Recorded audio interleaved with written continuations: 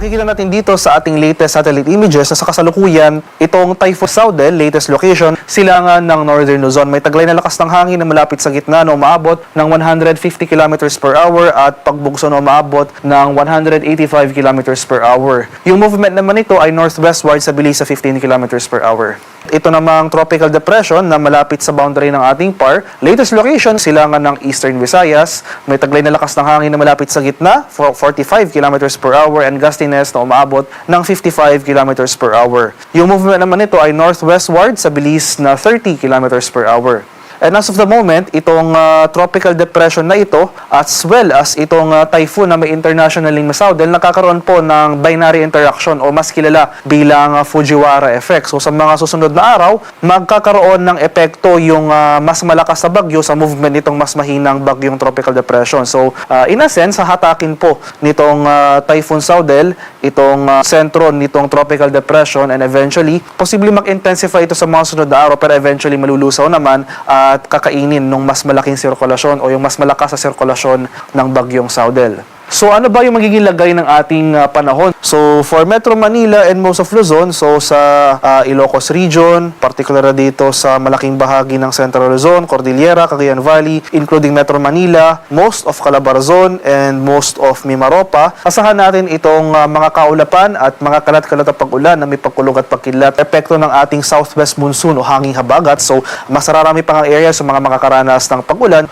Pero dito sa bahagi ng Bicol region ay generally fair weather ang ating inaasahan, bahagyang maulap hanggang sa maulap na papawirin. May tsansa pa rin tayo ng mga biglaan at panandaliang pag-ulan na dulot ng localized thunderstorms.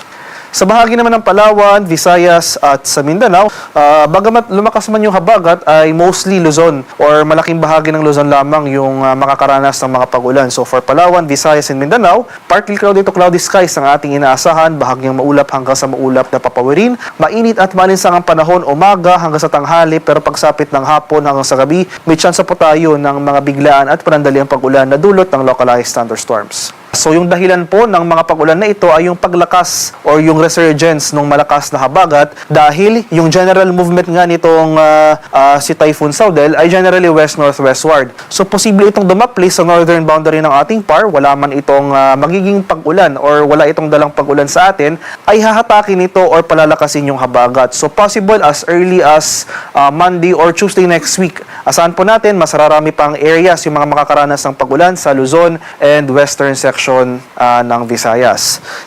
At para naman sa ating 3-day extended weather outlook sa mga piling syudad ng ating bansa, so starting Monday hanggang Wednesday, magpapatuloy yung mga pag-ulan sa malaking bahagi ng Northern and Central Luzon. So sa Metro Manila and Baguio, asan pa rin natin yung mga malalakas. Posibleng mas lalakas pa yung mga pag-ulan na dala ng habagat dahil tulad nga po na nasabi ko kanina, dahil doon sa papalapit na bagyong Saudel na posibleng dumaplis sa northern boundary ng ating PAR, ito pa yung magpapalakas ng ating habagat. So more or less, towards the middle of the week ay maulang panahon po ang ating inaasahan over most of Luzon. So for Monday, generally fair weather pa sa Legazpi, pero makakaroon na rin tayo ng mga sustained na kaulapan at pag-ulan simula sa araw ng Martes. Kaya in the coming days, bagamat over the weekend humina po yung mga pag-ulan na ating naranasan, maghanda po muli tayo at maging alerto sa mga banta ng pagbaha at pagguho ng lupa dahil posibleng significant na pag-ulan muling ating maranasan starting next week. Sa bahagi naman ng Visayas, most of Visayas, sa araw ng Lunes, ay generally fair weather pa rin ang ating mararanasan, pero itong western section, particular na dito sa Iloilo City or generally itong area ng Western Visayas at Negros Island region, simula sa araw ng Martes hanggang sa Miyerkules, makakaranas po muli tayo ng mga pag-ulan na dala ng habagat. Pero for the rest of Visayas, sa Central and Eastern Visayas, for these 3 days, generally fair weather po ang ating inaasahan na may tsansa ng isolated rain showers or localized thunderstorms. Wala tayong inaasahang epekto, ang epekto ng habagat dito sa area ng Mindanao. So wala tayong inaasahang mga sustained na cloudiness at mga pag-ulan. Magpapatuloy yung mainit at malinsang panahon hanggang sa araw ng Miyerkules over most of Mindanao sa mga syudad ng Metro Davao, Cagayan de Oro at Zamboanga City. Mainit at malinsang panahon na may tsansa ng mga isolated rain showers or localized thunderstorms.